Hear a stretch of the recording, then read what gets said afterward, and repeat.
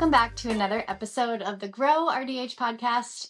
We are going to transition gears. The last month or so, we've been talking about patient expectations and sort of meeting their needs and looking at trends coming up like software.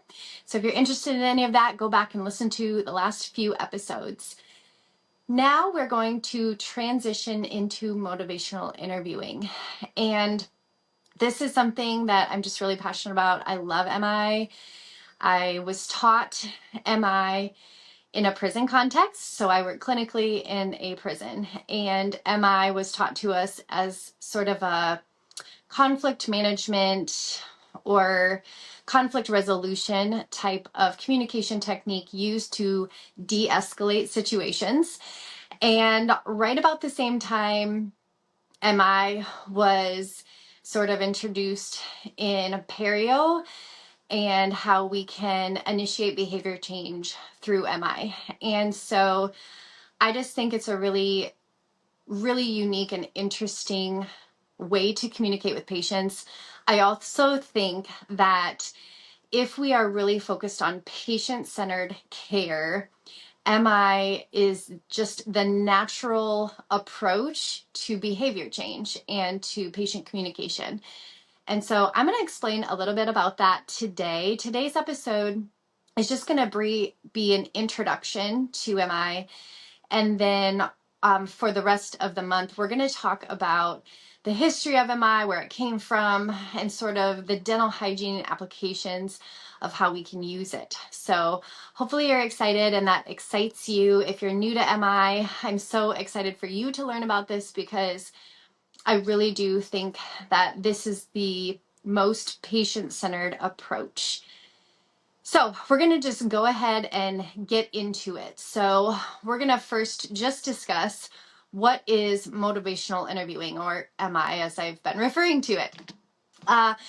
Basically, MI is a collaborative approach to patient change. And this can be behavior change, it can be treatment plan management, I guess, or treatment acceptance. And basically what we're doing is we're focusing on the strengths of the patient. So if you've ever been in any team building exercises or something with your office and you talk about strengths, there is a reason that a lot of times when we are talking about leadership, we want to focus on people's strengths. Well, if you visualize yourself as a leader for your patients, I think that this is one way to really make a really strong connection with them.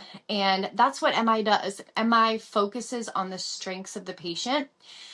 It focuses on the patient's own motivations for the things that they're doing. And really, it takes the expert role away from you, and it focuses on having the patient be the expert in their own life. The patient knows the most about them. The patient knows how best they're motivated. The patient knows successes and failures and what they are really good at and what maybe they're not so good at following up on.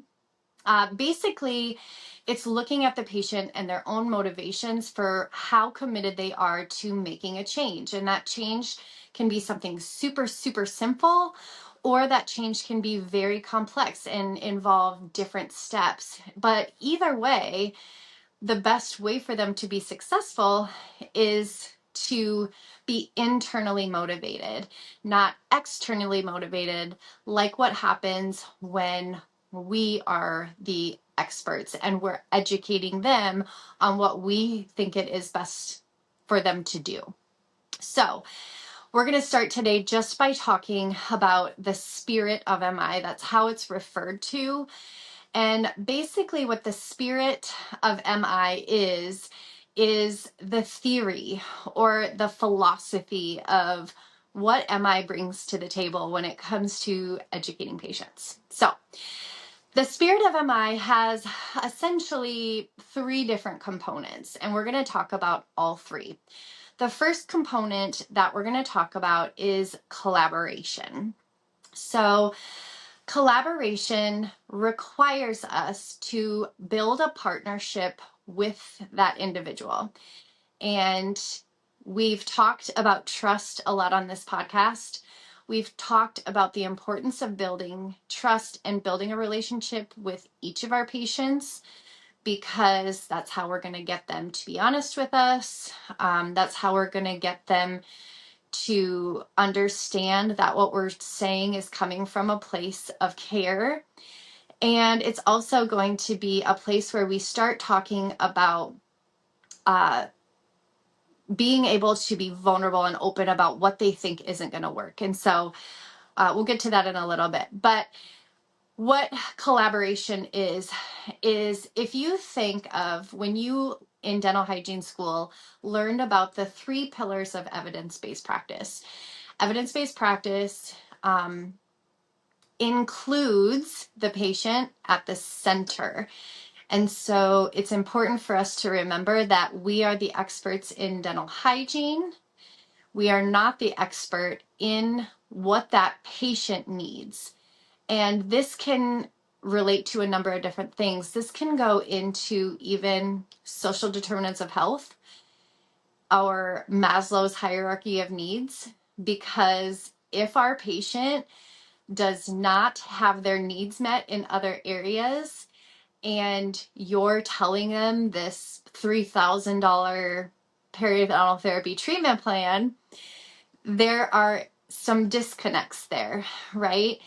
And that's an extreme case, but it is something to think about. I know we always have to be aware of the situations of the patient. And if we want them to be on board, we want them to accept their treatment, we want them to make a specific behavior change, they need to, 1, believe that they can do it and be successful, and 2, have all of the resources to be successful. Because if they're super motivated and they're really on board because you've done your job and you've educated them well, but then they don't have the resources to follow up, and they initially see that failure or see obstacles, they're less likely to follow up on it, because those obstacles get them discouraged and make them feel like that is not something that's attainable for them. So collaboration is really important because it makes them more empowered. And when we have empowered patients, we have patients that believe in themselves enough to really follow up and be proactive in their own health. So I think that one of my favorite examples of using this is patients that have read, Pinterest articles or something talking about fluoride. Fluoride seems to be a really polarizing topic when it comes to patients that truly believe fluoride is a poison, fluoride is toxic for you. My example of MI is the approach that we take to somebody that strongly believes that fluoride is bad for them. And I want to kind of present 2 sides of the coin. The first side of the coin is we as providers immediately shut down and we think, oh, great, here we go again. Another patient who read some article online that wasn't evidence-based. We're in our science brains. We're in our logical, rational brains of what fluoride is. But we have this patient that has a strong feeling, and it doesn't matter where that feeling came from. All it matters is that is important to them.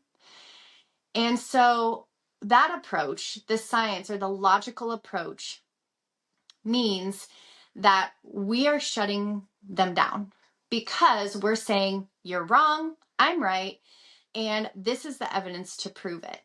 And so that approach, while maybe scientifically based, is not necessarily going to be the best approach when it comes to building a relationship and building trust and empowering the patient to make their own decisions. It makes them feel less than. It makes them feel like we view them a certain way, or we view them as lower than us or not as educated as us, versus we approach them in the spirit of MI. And what that spirit of MI would do is look at that patient and say, it sounds to me like having healthy mouth is really important to you, and you're concerned about that fluoride is not healthy to you. Is that right? And then that's going to open them up to have a conversation about why it's important to them that fluoride's not good. If they're concerned about things that they're putting in their body being bad for them, that's a great start, because that means you both are starting from a place of wanting to be healthy. So what a wonderful place to start. You've opened up the conversation that's allowed them to share why they think fluoride is bad. That leads you then into, there's other options than fluoride. So behavior change, what we know about behavior change, even when we learned the initial, like the trans-theoretical 6 steps, 6 phases of change, stages of change, excuse me. What we all know is that change takes little steps at a time, and a patient is way more likely to make one small change than 3 or 4 or 5 recommendations that you're making. So starting from that point where you both want your mouth to be healthy and you both want an option that you're comfortable with, you can offer different options. Remember, you're building a relationship over time. This isn't one and done. That means you have every 6 months an opportunity to continue to build that relationship and continue to educate on why science and research is important. But it doesn't all have to happen right now. So that means we might, at that appointment, offer them a couple options that have nothing to do with fluoride and let them choose.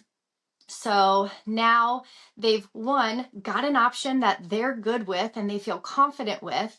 2, they feel empowered because they brought forth an issue that they were concerned about. You listened to their issue, and then they were able to make a choice or make a decision that aligned with what they view as something really important to them.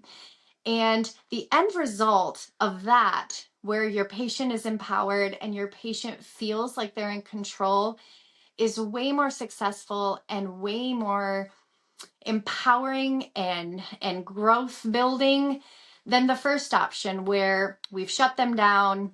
There's no science to back that up. I don't know where you got your information. You're not as educated as I am. So that is just one example of how collaboration instead of education can work in your favor.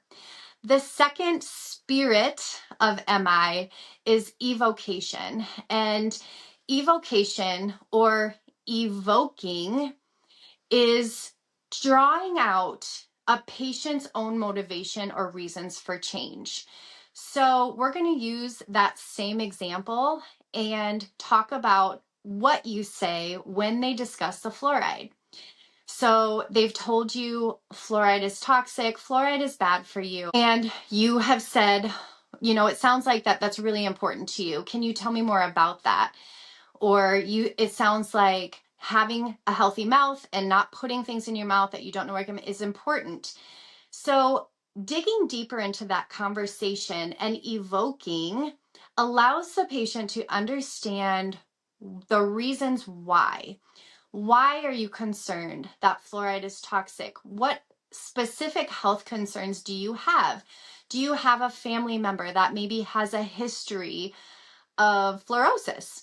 Or do you have a family member that struggles with cancer and they've read on a forum that cancer was caused by fluoride ingestion or something like that? I'm just making basic examples.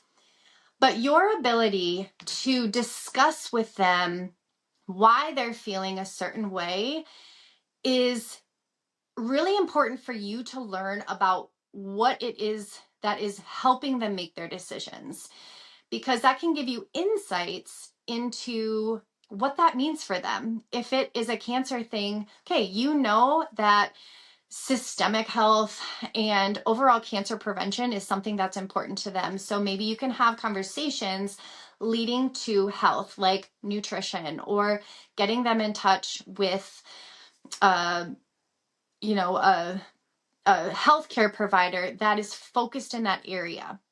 So basically, we aren't just handing out instructions, we are learning from the patient about their decision-making criteria, the things that go through their mind on a very everyday basis. How do they make decisions? What specific internal dialogue do they have going on that we can learn about? And the only way we can learn about that is by evoking that information out of them. So learning about the reasons of why they're making the decisions that they're making. The third spirit of MI theme is autonomy. And everybody wants autonomy. Autonomy is essential for us to feel human. We want autonomy in the workplace. We want autonomy out in our daily lives when we have to make a decision.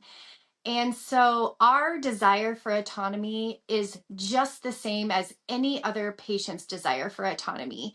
And it's really important that they're the experts in what decisions they want to make, because we don't have to deal with the consequences of their decisions. If they know that something is not going to be followed through, let's use a finances issue. If they know that at this time in their life that they are not able to financially do something and that it would set them back or really impact their life, we are not the ones that have to deal with the outcome of that. And whether we like it or not, I think this gives us, it feels like we're letting go of the reins and everything is just going to go crazy. It feels like we know what's best for them. And because we're educated in overall oral health care. So us letting go of some of that control is twofold. One, we don't have to deal with the consequences of the decisions that they make. And two, they have the right to make their own choice. Yes, everybody has a right to refusal. We know that. And I'm not worried about that piece. I'm worried about the actual integration of decision making into their daily life when it comes to behavior change. This isn't about treatment acceptance. It can be, but it goes way deeper than that. This is about how does the patient feel empowered to make decisions. And if they feel empowered in one area, they're going to be much more successful and confident that they can make a decision in another area. And that might be using a water pick every night before they go to bed. And when we push too hard for a behavior change that they don't want to make or they don't believe that they can make, when we push too hard in that initial time, they're going to start to shut down. And that brings us to the first problem when we're talking about the fluoride and we're shutting them down. That's what we're trying to avoid. We don't want them to shut down, because when communication is closed or when their mind is made up that you are not listening, it makes it really hard to open up that connection again and connect with them and really understand getting back to where that relationship can grow. And so giving them autonomy and reducing the desire to like fight against the resistance or what could come off as being seemingly judgmental about their resistance can really open the doors to building relationship. So those are the three basic ideas or theories behind why MI is so important. And when we get into doing MI or performing MI, there's specific steps that we can learn about how to do this. And it takes practice. When I teach MI with the students that I work with, The first couple times we do it, it is just super uncomfortable and awkward. And we do role plays, we come up with questions that we're going back and forth with each other. But I can see, even from the students, the first time they do it, they're like, that was weird. The second time they do it, they're like, wow, I feel like I'm like almost manipulating the situation. And then the third, fourth, fifth time they do it, it's like, this is a weight off my shoulders. This is easier. This is more enjoyable, and it's more personable. And so I'm excited to share those steps with you. We don't have enough time. I like to keep these podcasts kind of short, within 20, 30 minutes. And so we are going to do a whole episode on the steps of MI, which is ORS. But we're going to talk about those and give some dental hygiene examples this month. But I just wanted to start off the conversation by talking about some of the reasons why MI is so great and why MI is really applicable and really enjoyable to use in a dental setting. So I hope you are excited about MI, and if you aren't using it, I hope you are excited about maybe trying it. I just encourage you to really try to keep an open mind on these techniques and these communication styles, because I think you're going to have a lot of patient satisfaction, and I think you are going to be satisfied when it comes to doing MI with patients, because it's fun. So if you are new here, thank you for listening. If you've made it to the end, great. If you're a repeat listener, I appreciate you coming back. And for all of you, if you enjoyed this content or found something valuable in it, please like, subscribe, or share with a dental hygiene friend that you think would really benefit from this. As always, I will see you next Friday, and we will be continuing to talk about motivational interviewing. Thanks. We'll see you then.